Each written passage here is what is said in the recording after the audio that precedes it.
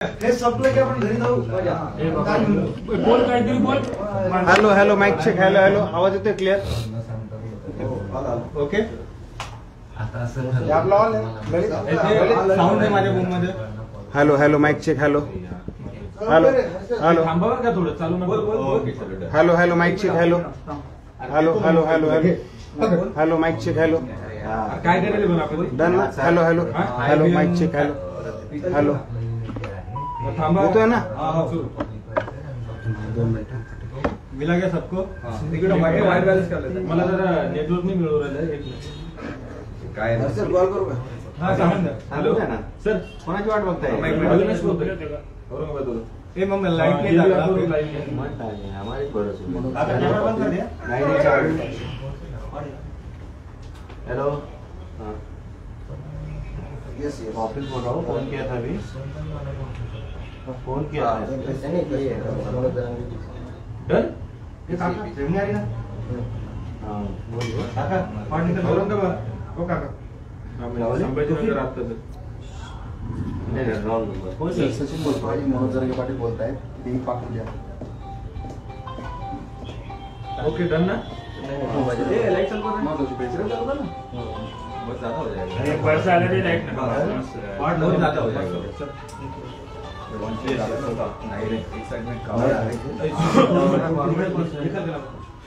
Hello hello mic test 1 2 3 1 2 3. Hello hello येतोय का? त्याच्यात आयबीएन स्पॉट दो इधर वो वाली जगह. एक minute. Hello mic check. Hello hello hello आवाज येतोय? Okay okay. डन सगळे. भाई लोक घालणार नव्हतं माहिती. तुम्ही डाय केलं आज.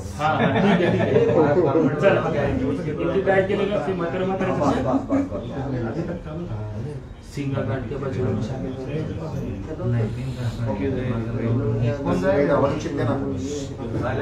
चला पाटील रोले रोले.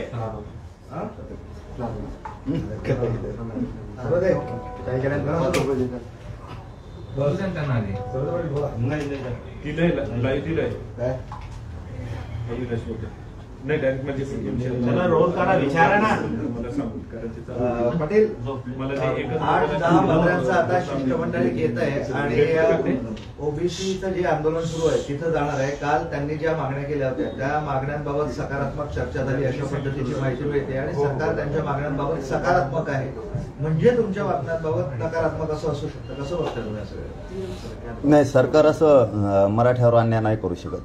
म्हणजे त्यांच्याबद्दल सकारात्मक आणि आमच्या बाबत नकारात्मक ही भूमिका मराठ्यांच्या बद्दल महाराष्ट्रातल्या सरकार नाही घेऊ शकत. कारण आमचं हक्काचं आरक्षण आहे.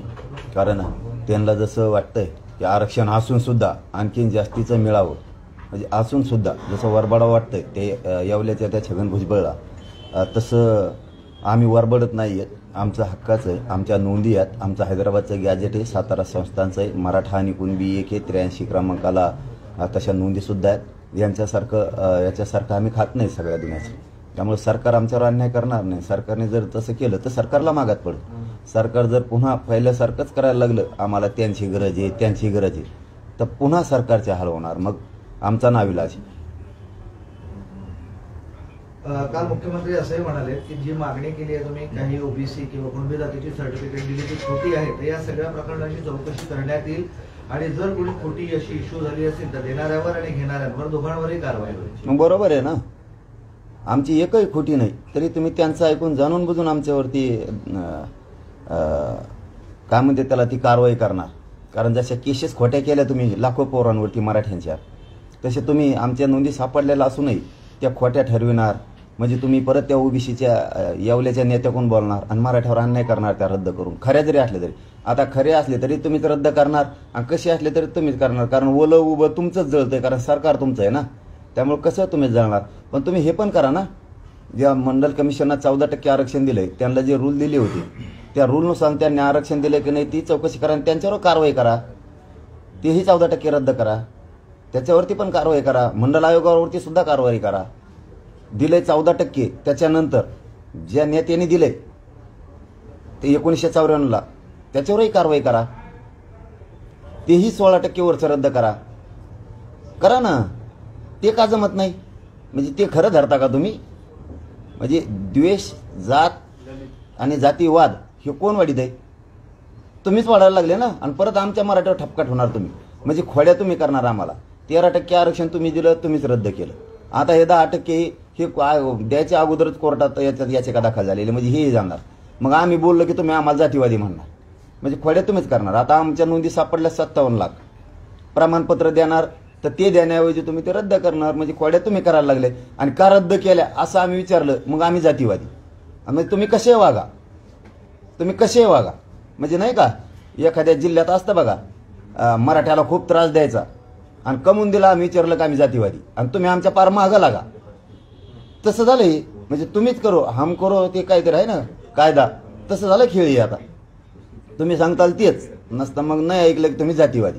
आम्हालाच मतदान करा, नाही तर मग जातीवादी. ते असं म्हणतात की मंडल कमिशनला विरोध करणं सोपं नाहीये.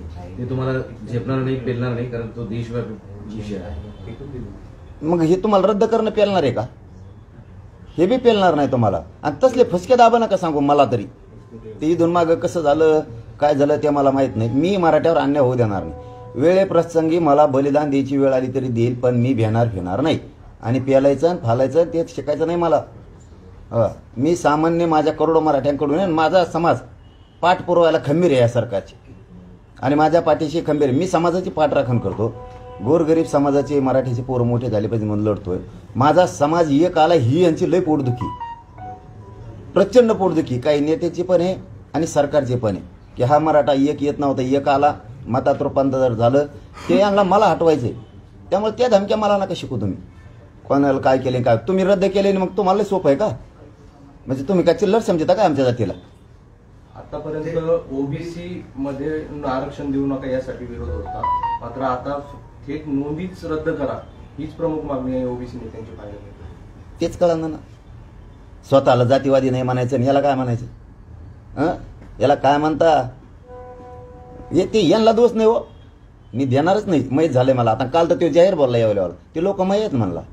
मी मीडियाच्या बांधवात ऐकलं ती मय लोक आहेत म्हणला. ती तू कमून प्रश्न विचारतो बार बार? ते मीडियाच्या कोणत्या तरी बांधवलाच म्हणत होता. तो कमी विचारतो मला बार बार, ते म्हणत होता काहीतरी त्याला. तर मी जाणार आहे. मय पोर आहेत ते, मय फंटर आहेत म्हणतो देऊ. फंटर म्हणजे काय असतं कोणाला माहित? आता मय लोक आहे म्हणतो देऊ. मग याचा अर्थ यांना काय आता बोलून उपयोगी? त्याला काय त्या छगन भुजबळला धनगर बांधवात आणि मराठ्यात भांडणं लावायचं, हे काम तो करणार. गोरगरीब धनगर बांधवात आणि गोरगरीब मराठ्यात भांडणं लावून तो मोकळा होणार आहे, आणि तो घरात बसणार आणि वाद लावणार. यांच्या लक्षात आहे ना आपण कोणासाठी काम करतो, आणि हे वाढायला लागले. मी आत्तापर्यंत एकाही धनगर बांधवाच्या नेत्याला बोललो नाही. याचा अर्थ असा नाही की मग त्यांनी काही पण करावं. गोरगरिबांच्या मराठ्यात धनगरात वाद लावायचं काम तो करायला लागला, महे लोक म्हणून. आता त्यांनी जाहीर सांगितलं, आणि मी हे तुम्हाला 5 दिवसापूर्वी म्हणलो होतो, ते पुरस्कृत आहे सरकारच्या. म्हणजे तो सरकारच आहे ना. त्यात एक दिवस पटण्यासारखी गोष्ट नव्हती त्या दिवशी. कारण मला ही खात्रीलायक माहिती मुंबईकडूनच मिळाली होती की हे 2-4 जण आहेत. आणखीन ते यावल्यावाल्या 2 जोडे भेटले. आमचे मराठे म्हणायचे त्यांना पहिल्यांदी की आमचं आरक्षणाचं तेवढं बघा, तेवढं आरक्षण द्या बरं का. तर ते भाषणं ठोकायचे आम्हाला. आम्ही मराठा विरोधी नाहीत. निवडणुका आले की आम्हाला मराठा विरोधी ठरतेत, मला जातीचं ठरीत. असं कसं काय होतंय? पडलाकने बुरखा उघडा मराठ्यांनी मतदान केलं. त्यांच्याच पक्षाचे मराठे हे त्यांना प्रश्न विचारित होते, आणि त्यांच्याच पक्षाचे मराठे त्यांना अडवित होते की आमचं तेवढं आरक्षणाचा बघा. तर खांद्यावर हात ठेवून सांगत होते मी जातीवादी नाही, मी तसं नाही. मी निवडणुकीला उभा राहिलं की जातीवाद येतो, मग जात काढली जाते. आता उघडे पडले की तुमच्या भाषेवर आता आक्षेप घेतला जातोय. तुमची भाषा खूप खालावत चालली आहे, खालच्या दर्जाचं बोलताय, शब्द वापरताय, असं बबनराव तायवाडे म्हणाले. जर ही भाषा तुम्ही वापराल तर समोरचाही त्याच भाषेत उत्तर देऊ शकतो, हे लक्षात ठेवा. नाही, भाषा काय आहे खालची? त्यांचं म्हणणं हा, पण काय आहे खालची? काय आहे? धनगर बांधवात मराठा बांधवात वाद होऊ नये खालची भाषा आहे. ओबीसी बांधवात मराठा बांधवात वाद होऊ नये ही खालची भाषा आहे. खालची भाषा म्हणजे काय? आणि तायवाडे भाऊ, तुम्ही ज्या व्यासपीठावर होता त्याच्यावर काय होती? समान न्याय करायचा शिका तायवाडे भाऊ. आम्ही तुम्हाला मानतो, तुमचा सन्मान केलेला आहे प्रत्येक वेळेस. शेंडगे भाऊ असो, ते आणखीन दुसरे पडळकर भाऊ असो, तुम्ही जे 10, 12, 15 जण होतात त्या व्यासपीठावर काय होतं? छगन भुजबळ होता तेव्हा ते काय होतं? आया बहिणीपर्यंत गेले ना, वैयक्तिक गेलात ना. आणखीन आया बहिणी पोत गेलो नाही मी तुमच्या कुणाच्याच. वैयक्तिक जीवनात सुद्धा घुसलात ना तुम्ही आमच्या. तुम्ही ज्येष्ठ आहेत, तुम्ही समान न्याय करायला पाहिजे. किमान सरकार करत नाही तर एक ज्येष्ठ ओबीसीचे नेते, या महाराष्ट्राचे तुम्ही एक ज्येष्ठ नेते म्हणून वयानं मोठे आहेत, या हिशोबानं तरी तुम्ही समान न्याय त्या टायमाला करायला पाहिजे होता. त्या टायमाची भाषा ध्यानात नाही का तुमच्या? वैयक्तिक राजकारण असू नाही तर समाजकारण असू, वैयक्तिक कुणी बोलत नाही. एवढं तर ज्ञान मी लहान असून मला आहे. तुम्ही वैयक्तिक गेलात. काढा भाषण दे, कोयत्याने पाय तोडू, आम्ही अमुक अमुक करू. तुमच्या बापाचा आहे का महाराष्ट्र? बघा थोड्या. आणि ज्या भाषा आहेत त्या नाही सांगत फक्त मी, तुम्ही काढून बघा ते व्यासपीठावर भाषण केलेली. शिव्या त्यावेळी भाऊ दिलेत का नाही शिव्या? मग तिथं तुम्ही ज्येष्ठ आहेत, तुम्ही दोन्ही समाजाला त्यावेळी सांगायला पाहिजे होतं समोरून खालच्या दर्जाच्या शिव्या नाही आहेत. जरा थांबा, ही भाषा नको. मी बोललो की खालच्या दर्जा, म्हणजे किमान तुम्ही तरी 2-4 जण जे धनगर बांधवांचे ओबीसीचे नेते त्यांनी तरी किमान मराठा द्वेष ठेवू नका, सत्य ते सत्य बोला. आणि तुम्ही जनतेचे म्हणून राहा. तुम्ही किमान जनतेचे म्हणून राहा. मी सल्ला फिल्ला देत नाही, पण वयानं कमी जरी असलं तरी सांगतो, तुम्ही खऱ्याला खरं, खोट्याला खोटं बोलायचं तुम्ही शिका. त्यावेळेच्या काय होत्या? त्या भाषणाला तुम्ही स्वतः होतात. तुम्ही नाही दिल्या कधी शिव्या, तुमच्या समोर दिल्यात, मान्य करा. मग ते नावं पण कोण कोण आहेत तुम्हाला माहिती आहेत शिव्या देणारे, तेही माहिती आहे. आम्ही काय बोललो असं की लगेच तुम्हाला एवढं लागलं तुम्ही जातीकडून वाढायला लागले तुमच्या? त्याला नाही सोडू शकत मी. हो, तुम्ही त्याच्या जवळ जा, लांब जा, मला नाही देणं घेणं, मी त्याला नाही सोडू शकत. त्यांनीच आंदोलन बसून ओबीसी मराठ्यात इथून पाठीमाग वाद निर्माण केला. आणि आता त्यांनी धनगर बांधवांनी मराठा बांधवात वाद उभा करायचं काम छगन भुजबळनेच केलंय. तेव्हा नाही सुटू शकत. तुम्ही त्याच्याकडून राहा नाही तिकडून राहा. आमची भूमिका आहे, तुम्ही महाराष्ट्रातले ज्येष्ठ असल्यामुळे तुम्ही मराठा आणि ओबीसी या दोन्ही बरोबर सारखा न्याय करावा, ही अपेक्षा आहे तुमच्या 4-5 जणांकडून. शेवटी तुमची इच्छा. पण आम्हाला खालच्या दर्जात बोलले त्यावेळेचं काय? आम्ही जातीवादी करतो असं तुमचा आरोप आहे. मात्र जरांगे पाटील हे फक्त एका जातीपुरताच विचार करतात, मात्र आम्ही 400 जातींचा विचार करतो असं हे म्हणतात. आणि मग जातीवाद कोण करतंय, जरांगे पाटील की आम्ही? अरे ते म्हणतंय हे नाही, ते बसविलेलं ते सांगताय फोन करून असं बोलत जाय. आम्ही त्याला उत्तर देऊ शकत नाही, त्याला विरोधकच मानलेलं नाही कधी, मानणार बी नाहीत त्यांना कोणालाच. त्याचे उत्तर द्यायचं काही गरज नाही मला, आणि थोकडं मी देणार नाही.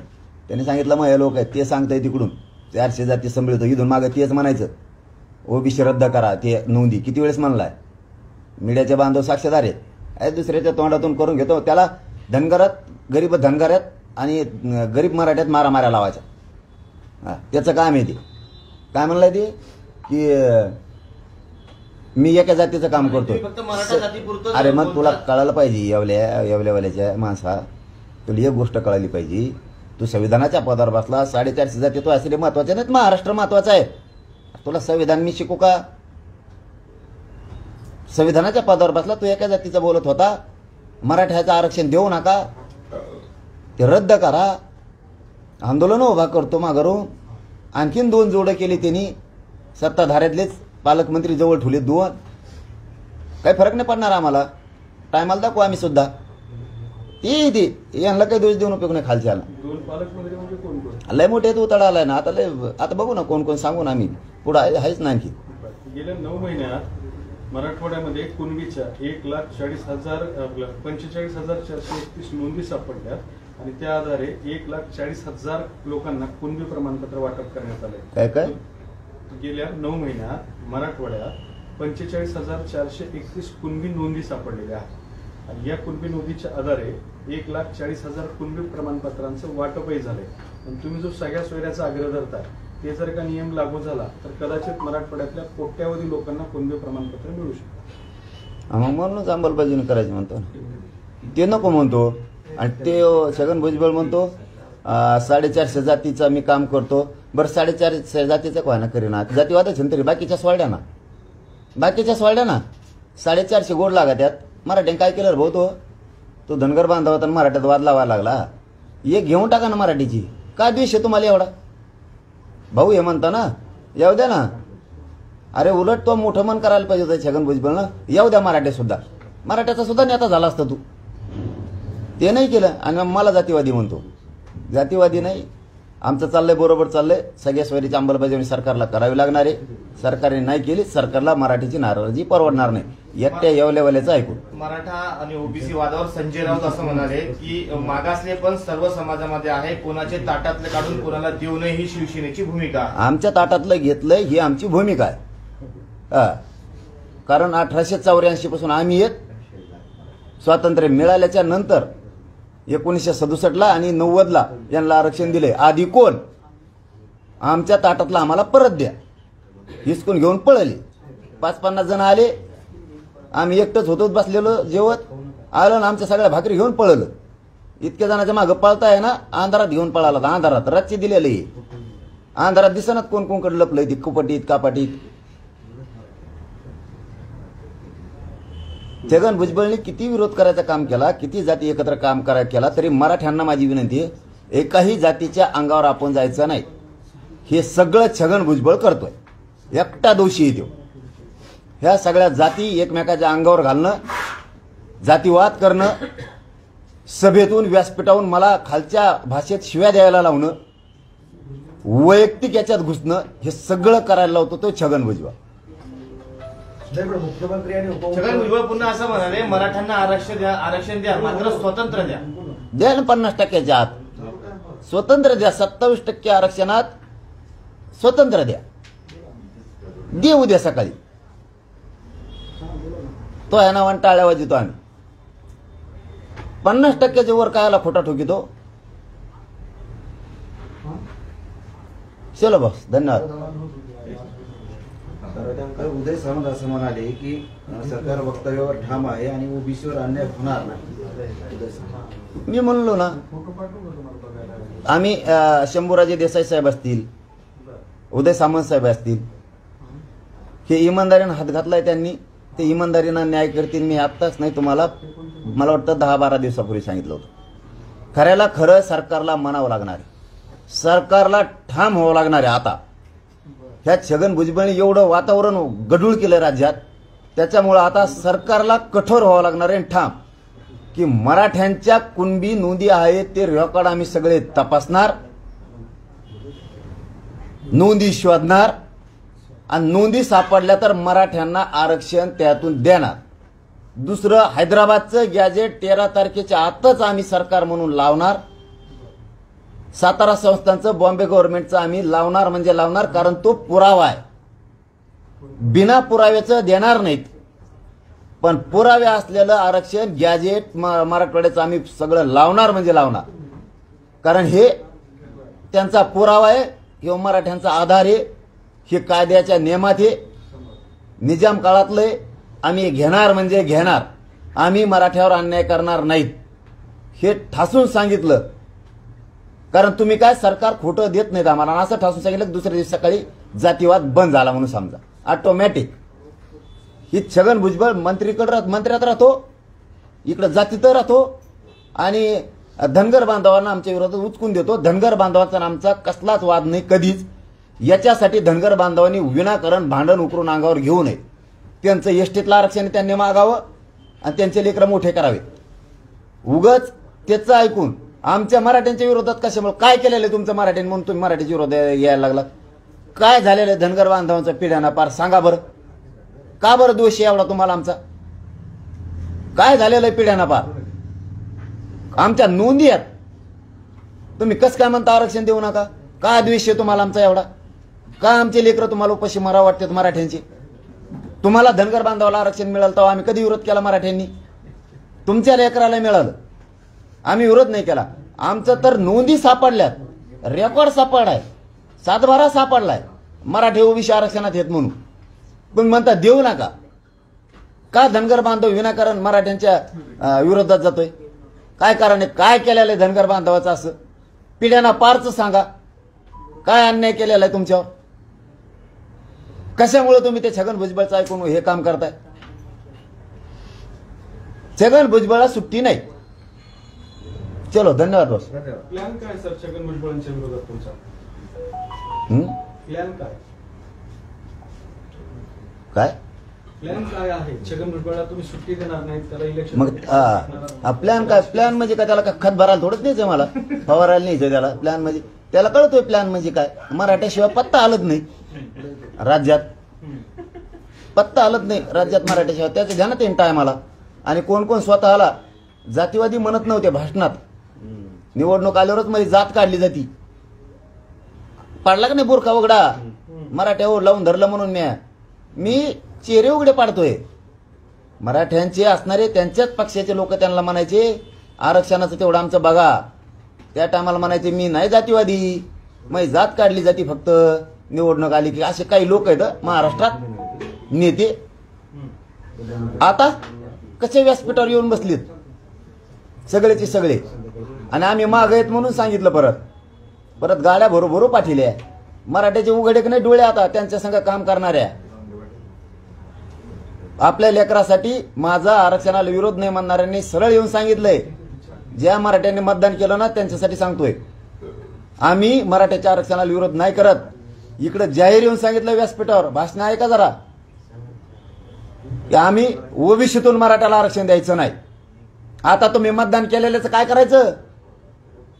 तुमच्या जातीला तुमच्या लेकराला देऊ नका म्हणतात.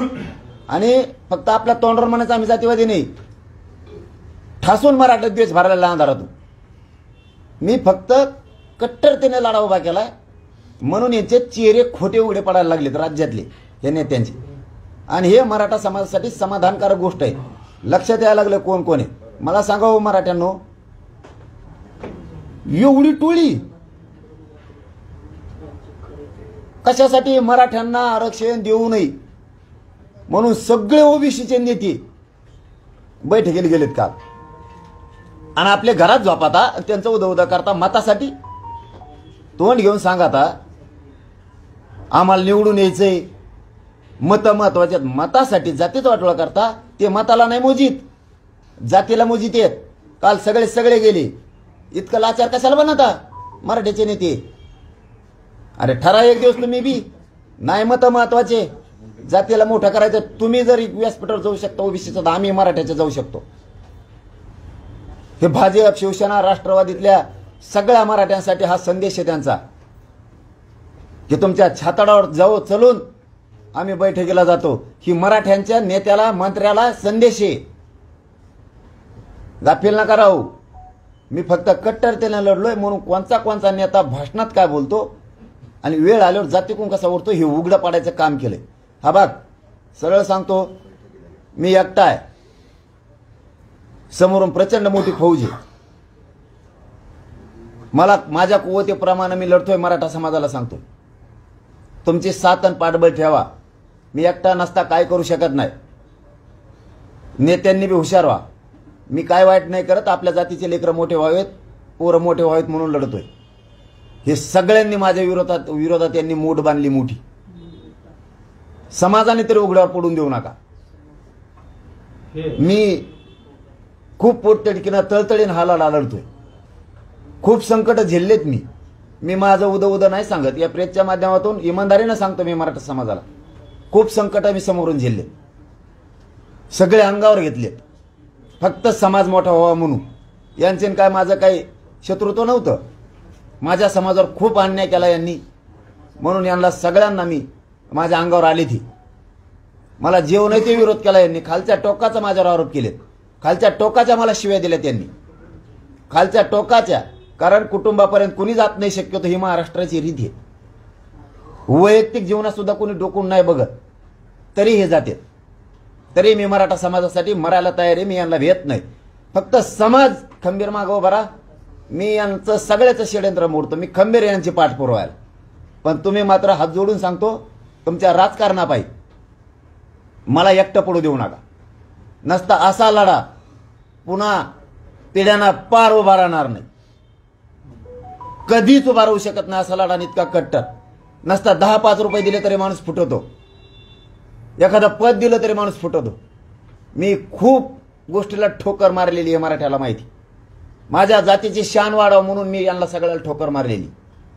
माझ्या जातीची इज्जत वाढावं, माझ्या गोरगरिबाला किंमत यावा, माझ्या मराठ्याला त्रास होऊ नये म्हणून मी खूप वादळ झेललेत, खूप संकट मोठमोठाले पेललेत. मी समाजाला नाही सांगितलं, मी झुंजतोय तरी पण सगळेजण सपोर्टला उभे राहा. आता जात आता यांनी खिंडीत पकडली, अडचणीत आणली. मराठ्यांच्या सगळ्या नेत्याला आणि मराठा समाजाला सुद्धा सांगतोय, बेसावध राहू नका, सगळे सावध राहा. कालचं प्रचंड मोठं उदाहरण आहे की सगळ्या मंत्र्याची, विरोधी पक्षाची सुद्धा असणारे ओबीसी सुद्धा एकत्र झाले. असं शिष्टमंडळ नसतं. हे भारत देशातलं स्वातंत्र्यापासूनचं पहिलं शिष्टमंडळ असं आहे की हे ठरवून घे, मी आंदोलन बसवायचं आणि तिकडचं काम आम्ही सांभाळायचं. पोलीस फोर्स पाठवायचा, अधिकारी पाठवायचे. ही कोणची रीत हो? आमच्याकडे तहसीलदार आला की तुमच्याकडे आला पाहिजे, आमच्याकडे 4 मंत्री आले तुमच्याकडे पाठवा, आमच्याकडे 10 मंत्री आले आमच्याकडे पाठवा, आमच्याकडे मुख्यमंत्री आले लगेच आमच्याकडे पाठवा. त्यांना अथरून टाकलं आम्हाला टाका, असं नसतं आंदोलन. हे छगन भुजबळ घडून आणतोय. आंदोलन करते नाही, ही रीस मराठ्यांच्या विरोधात खुन्नस. छगन भुजबळ खुन्नस पेरतोय मराठ्यांच्या नेत्यावर आणि मराठ्यांना सांगतो छगन भुजबळ खुन्नस पेरायला लागला, खुन्नस. त्याच्याकडे इतके गेले तर आम्ही तो याकडे तितके पाठवत नसता. सरकारवर, मुख्यमंत्र्यावर, देवेंद्र फडणवीसवर आम्ही दबाव आणू. देवेंद्र फडणवीस आणि शिंदे साहेबांवरती दबाव आणलाय मंत्री पाठवायसाठी. तो अंतराळीत बसला तर तुम्ही त्याच्या पुढे डांबरीवर बसा, व्हाऊ द्या दंगल. हे द्वेषानं सांगतोय छगन भुजबळ लोकाला. पण धनगर बांधवांचं आणि मराठ्यांचं काय झालं नाही. धनगर बांधवांनी वेळीच हुशार व्हावं ही विनंती आमची त्यांना. तुमचं तुम्ही मागावं, त्याचं ऐकून तो पुऱ्या राज्याची वात हात लावणार आहे. तो छगन भुजबळ तो संपला की ती जाती संपितो. असं आहे की तुम्हाला पण शिष्टमंडळ पाठवायची वेळ आलेली होती, त्यावेळेस तुम्ही तुमचे आजूबाजूचे सहकारी पाठवले. काल जे शिष्टमंडळात कोण असावं हे जे मंत्री आहेत यांची नावं खाली बसलेल्या लोकांनी घेतली होती. तुम्हाला ज्यावेळेस शिष्टमंडळ पाठवायची वेळ आली होती त्यावेळेस तुम्ही तुमच्या समाजाचे नेते न पाठवता तुमच्या आजूबाजूचे तुमचे सहकारी पाठवले होते. तसंच असतं मग. मान सन्मान सामान्याला असतो, मंत्री हमेशाच असतो, मंत्री तिथंच असतो. सर्वसामान्याला मान असतो. केंडे सर सर्वसामान्य लढत असतो. तो मीठ भाकर घेऊन येतो, तो चटणी भाकर घेऊन येतो, तो रिक्षा घेऊन येतो, 150-150 रुपये करून तो पेट्रोल डिझेल गाडीला टाकून येतो. मान त्यांनाच असतो. हे रोजच तिथं असते. विमानाने हिंड, हेलिकॉप्टरने हिंड, बोटीनं हिंड, जहाजाने हिंड, टॅक्सीने हिंड, यांना जे नाही ते ओला गोला सगळ्या गाड्या माहिती. आता हे हिंडते. हे गोरगरिबांसाठीच मंत्रालय असतंय. गोरगरिबांना त्यांच्याशी सन्मान व्हावा एकमेकाचा म्हणून असतं. हे तिथंच असते. तरी हवंच बाबा, हवंच तरी बी आम्हीच जावा शिष्टमंडळ म्हणून. आम्ही यांना दोष देत नाही. तो फक्त कोणीकडचे कोणी वळू नका. आम्ही यांना दोष देत नाही, देणार नाहीत, आयुष्यात नाही देणार. त्यांना पुढून किती वार करू द्या. आणि केलेले त्यांनी इथून मागच्या भाषणं काढून बघा, खालच्या पातळीवर त्यांनी केलेले. आम्ही त्यांना विरोधक मानलेला नाही, त्यामुळे पुढे मानणार नाही, त्याला सुट्टी नाही. एक मुद्दा असा आहे की हे सगळे काल ओबीसी नेते सगळ्या पक्षातले एकत्र झाले, बैठकीला उपस्थित झाले.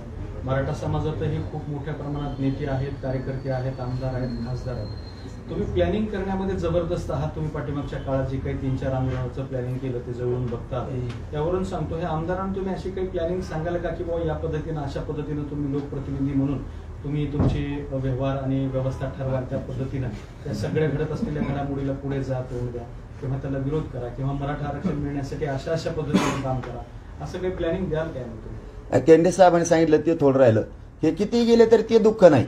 दुःख हे की समाजासमोर मेसेज गेला की हे आंदोलन छगन भुजबळनंच बसवलेले. छगन भुजबळच्या पाठीशी आणि सगळे पक्षातले काही नेते पण आहेत, सत्ताधाऱ्यातले पण. ही मेसेज गेला आणि त्याचा एक फायदा झाला की माझा समाज आणखीन जागृत झाला. जर हे ओबीसीचे नेते जात असतील तर आपण सुद्धा आता गावखेड्यातून एक झाला पाहिजे. राहिला यांचा प्रश्न. 13 तारखेच्या नंतर मी सांगितलेलं निवेदन आणि निर्णय, आम्ही केलेलं आडाखे आम्ही बांधलेले, हे बघून सरकार तोंडात बोट घातलं पाहिजे, अवाक झालं पाहिजे. अवाक. फक्त यांनी सरकारनं आम्हाला धोका द्यावा. सरकार अवाक झालं पाहिजे. की या पोरांनी बांधणी केली किती डेंजर. धन्यवाद.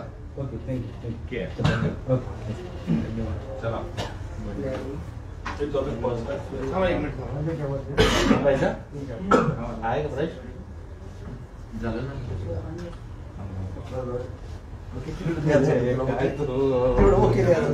नाही मला मेसेज आला. मला किती नंतर एक वेळ प्लस केलं. आहे का प्रश्न सांगा. करू राम काय आहे क्या